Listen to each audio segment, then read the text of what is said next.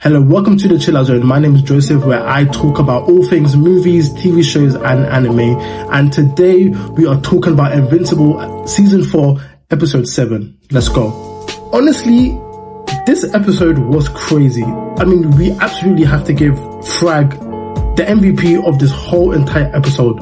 Okay, I watched episode 6 and I was this close to making a video saying that I was disappointed at how Thragg has been represented in the TV show so far because of his animation, his facial expressions. I just was not happy at all. And then episode 7 comes up. So the episode actually starts off with a flashback. We see a younger Thragg, a younger Phadis, and Emperor Argyle. Now this is really cool because Phadis, his voice actor, was the original voice actor for Optimus Prime, but I'm not sure if you guys know this, but the voice actor for Emperor Argyle is actually the voice actor for Megatron. So them being in the same scene together, I think was really good. But it is in this flashback that we see Phadis, we see him showing signs that he is going to betray Emperor Argyle, and then we actually see a quick scene of the betrayal. And yeah, I think it was just really good to see Emperor Argyle. I think it was really good to see Phadis, and Thragg speaks so highly about Phadis. It turns out Phadis was the guy. Apparently Phadis was one of the strongest ones there. He was about it, which honestly, fair enough. And so yeah, Emperor Argyle actually tells Thragg that, look, if you have a problem with him stepping out of line, do something about it. Like, do something about it. But because of Thragg's honor and respect for Phadis, he actually chooses not to. And we see that that is a very big error on his behalf, because soon after, of course, Phadis actually does betray Emperor Argyle, which, yeah, I think makes sense for why Thragg hates Phadis so much. So we go back into present day, and Phadis continues to tell all of them that, look, we need to go to Viltrum, we need to attack Thragg whilst there's only about 6 of them left. Okay, all of the 40 of them are all the way across the galaxy, they're on their way. It's going to take days or weeks. So they all agree to go to Viltrum to essentially ambush Thragg and the rest of the Viltrumites, right? And they think that they are going to hide amongst the corpses of the past Viltrumites to essentially surprise attack Thragg. Turns out the Viltrumites did the exact same thing, and honestly, it just makes sense. I mean, that is just a Viltrumite thing to do. But what I really want to make note of was actually the animation of all of the bodies. I think like there were a couple of scenes that were really like amazing to watch, and I feel like there's so much symbolism of seeing all of the dead Viltrumites. Anyways, they get past all of the corpses and Thragg is just standing there trying to overfarm. Fair enough, right? Thragg is just there, and then of course all of the other Viltrumites pop out, and then a fight starts to happen. So one of the Viltrumites actually sneaks up behind Phadis and slices him in the back, drawing first blood of the battle. Now honestly, this is very fitting because Phadis is known as the betrayer, so for him to get stabbed in the back, obviously we just see how the writers are just doing a masterpiece, and honestly, I love it. We also see Tech Jacket and Alan working together. Tech Jacket with the poison or the venom that she has, and then Alan essentially doing the finishing blow, which, you know, fair enough. I personally would have liked to see Tech Jacket do a bit more. I feel like she has been pretty much useless. Like, this is the most that we see her actually helping out to the battle. But I mean, hey, I love to see Alan doing his bit. I love to see Alan, you know, fighting in the war and actually holding his own against multiple Viltrumites at times, showing that he has grown a lot stronger. At this part of the battle, I would say it's relatively even, but then again, Thragg isn't doing too much, right? He's just, again, flying there, over farming as usual, that's fine. But then Space Razor comes in with all of the aliens on the back, and that definitely turns the tide of the fight in the coalition's favor. And we see Viltrumite upon Viltrumite just essentially getting bitten and eaten, which honestly is crazy, but we love to see it. Not only that, Space Racer tries to shoot Thragg, and what does Thragg do? Thragg just simply, he doesn't even give eye contact, he simply just moves a slight back, let the laser pass right by him. Again, this guy is death staring Phadis because this guy needs to get his revenge. It is very quickly that we see that actually all that hype about Thragg, it was very much warranted, which makes sense because they say it previously. They're like, yeah, essentially the hype about Thragg is real. Like, they literally say that in the episode. And so seeing Thragg do the stuff that he did this episode, it was crazy. It was better than what I thought was going to happen. Like we all knew that this is meant to be the strongest Viltrumite, but just seeing the skill, seeing the strength. First of all, he punches Omni-Man into the planet. He punches him so far, there were shockwaves in space. How did that even make any sense? Right? He punches Omni-Man so fast, he's moving like a comet, hitting the Viltrumite. And then, of course, him and Omni-Man, Thragg and Omni-Man, they start speaking. Thragg essentially tries to get Omni-Man to join his side, but Omni-Man is like, nah, can't lie. The Viltrumites, we've gone too far. It needs to end. So then what does this guy do? This guy does probably one of my favorite scenes. This guy punches it. No, we have to go back.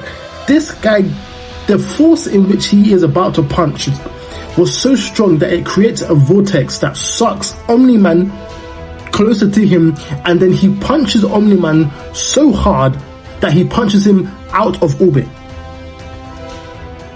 That, like, honestly, that is crazy. The skill and the strength shown in just that one punch, it says everything that we need to know about Thragg.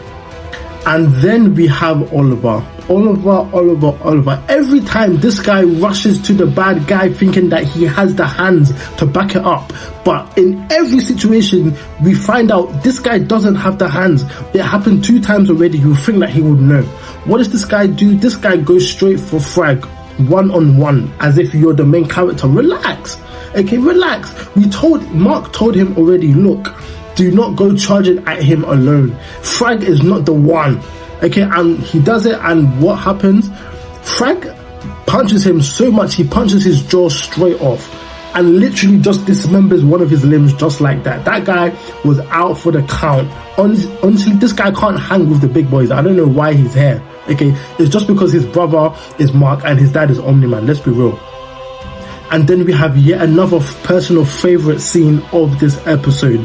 We have Mark and Thragg having a little face-off, right? So Mark declares that I was the one that killed Conquest, and I love this part because all of the other Viltrumites stopped from their battle and they look to Mark like, oh, swear down, including Anissa. Now, if you read the comics, you know that, hey, Mark is definitely gonna regret that. But I just like how the writers slowly, pave the way for events that are gonna happen in the series. Thragg is impressed. He's like, show me. And then Mark punches Thragg with his utmost full force. And then we get probably one of the coldest moments of this episode. That Thragg stands there and takes the full brunt of the punch. And we see the impact flames. And it turns out this guy is a demon. Honestly, this guy is on demon time. Thragg manages to completely withstand the punch. This guy doesn't even move 1 inch backwards. And then it's just peak from there. We see that Thragg is in complete control. Thragg completely overpowers and outclasses Mark in literally every way. Mind you, Omni-Man is still flying because of the punch that Thragg gave him. And when he finally breaks his fall with the corpse of the Viltrumites, he sees the battle and he's like, okay, we need to amp this up because what is actually going on here? So fair enough, he comes in, he punches one Viltrumite, he punches another, he gets Mark, he gets Faders, and he gets Space Racer, and then they start heading to the planet. And this is one of the other scenes that I personally really love. Okay, so they head to the planet, Space Racer shoots the beam to the planet, and essentially Mark, Faders, and Omni-Man follow through, and yeah, those 3 manage to destroy Viltrum. They managed to destroy the planet. And I will say what you want about the animation, but the animation for this scene, I personally think was really good. I think it was actually quite decent. And of course, Omni-Man decides that this has to be done because the Viltrumites need to understand that they have already lost. This will send a message to the rest of the Viltrumites that their empire is finally over. The rest of the galaxy has united against them and they have truly lost. It's also very fitting that it is Omni-Man, Faders, and Mark who are the ones to destroy Viltrumite. Faders representing the past, Omni-Man the present, and Mark representing the future well, the potential future of the Viltrum Empire.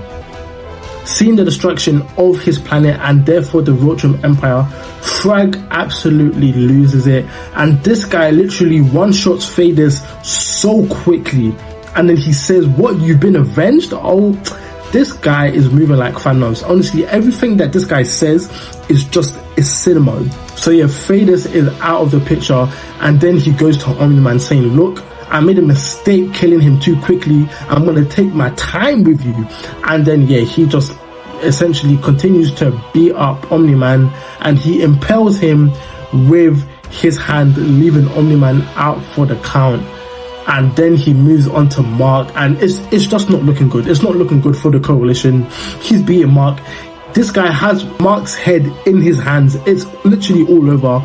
And then Thragg looks up once again, seeing his planet destroyed, seeing the corpses of his fellow comrades, and he's like, look, too many Viltrums have died. It's literally not worth it. I'm not trying to do it anymore. Now, for me, I think that this is low-key plot armor. Like, this guy literally killed Phadis. Bearing in mind he was a betrayer, so fine. But he impaled Omni-Man, so he was out for the count. So him stopping up Mark, yeah, would he have really done this? I don't know. I think it's a bit of plot armor, but honestly, fair enough. Basically, Thragg and the rest of the Viltrumites, they go away and they vanish. Now, the episode ends with a 2-week time skip. Mark finally wakes up from his injuries. He is pretty much healed. We see that Omni-Man has already healed from his injuries, but Oliver is the one that is still in the healing tank because, of course, he just got wasted. But he is alive and he is healing. We also find out that Alan the alien is now the new head of the Coalition because of Phadia's death.